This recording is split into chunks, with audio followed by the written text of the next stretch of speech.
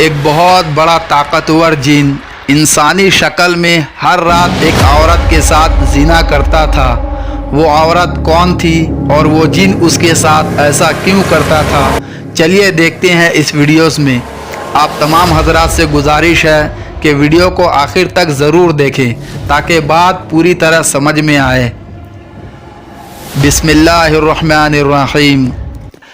علامہ علی ابن برہان الدین رحمۃ اللہ علیہ نے اپنی معروف و مقبول کتاب سیرت حلیبیہ میں حضور پاک صلی اللہ علیہ وسلم کی بعثت سے پہلے کا ایک عجیب واقعہ لکھا ہے۔ اس کا خلاصہ یہ ہے کہ ایک شخص سفر پر گیا ہوا تھا۔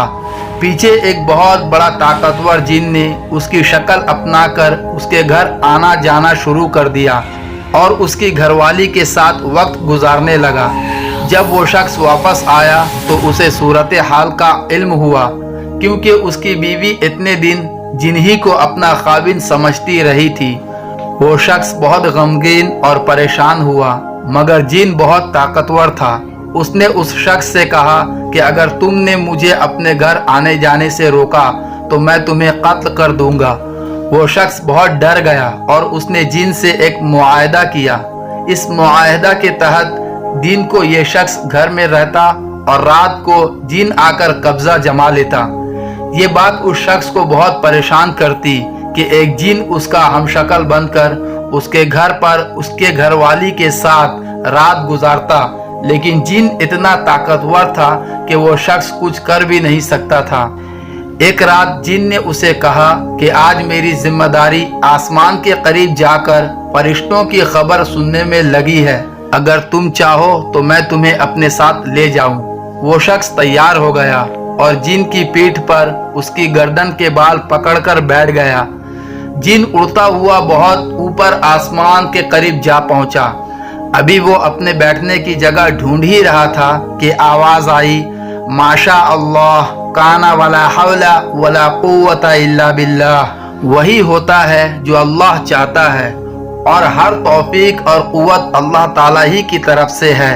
یہ آواز سنتے ہی جن کو گویا آگ لگ گئی اور وہ نیچے کی طرف گرنے لگا اور بالا آخر زمین پر آ گرا۔ اس شخص نے وہ الفاظ یاد کر لیا، ماشاء اللہ کان ولا حول ولا قوت الا باللہ۔ اگلی رات جب جن حسب سابق اس کے گھر کی عزت برباد کرنے آیا تو اس شخص نے یہی دعا پڑھی، ماشاء اللہ کان ولا حول ولا قوت الا باللہ، جسے سنتے ہی شیطان جن بھاگ گیا اور پھر کبھی واپس نہ آیا اور یوں وہ گھر آباد ہو گیا۔ قرآن پاک کی سورہ جن میں اس بات کی وضاحت و صراحت موجود ہے کہ حضور اکرم صلی اللہ علیہ وسلم کی بعثت سے پہلے جنات نے آسمان کے قریب مورچہ قائم کر رکھے تھے اور وہ وہاں بیٹھ کر فرشتوں کی باتیں سنتے تھے، پھر یہ باتیں نجومیوں اور کاہنوں کو بتاتے تھے۔ حضور پاک صلی اللہ علیہ وسلم کی بعثت مبارکہ کے بعد ان پر آسمانی گولے گرنے لگے اور اللہ پاک نے انہیں وہاں سے بھگا کر کفر و شرک کا ایک دروازہ بند فرما دیا۔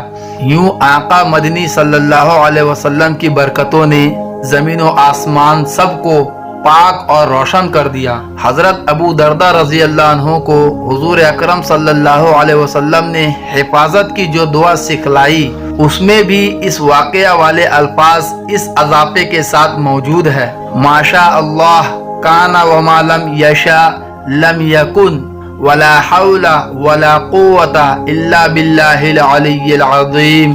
اللہ تعالیٰ جو چاہتا ہے وہی ہوتا ہے اور جو وہ نہیں چاہتا نہیں ہوتا ہے، اور ہر توفیق اور طاقت اللہ تعالیٰ بلند و برتر ہی کی طرف سے ہے۔ محترم دوستوں، اگر ویڈیو اچھی لگی ہو تو ویڈیو کو لائک ضرور کریں اور چینل کو سبسکرائب کر کے ہمارا حوصلہ افزائی کریں تاکہ آپ لوگوں کے سامنے ہم مزید بہتر سے بہتر ویڈیو پیش کر سکیں۔ السلام علیکم۔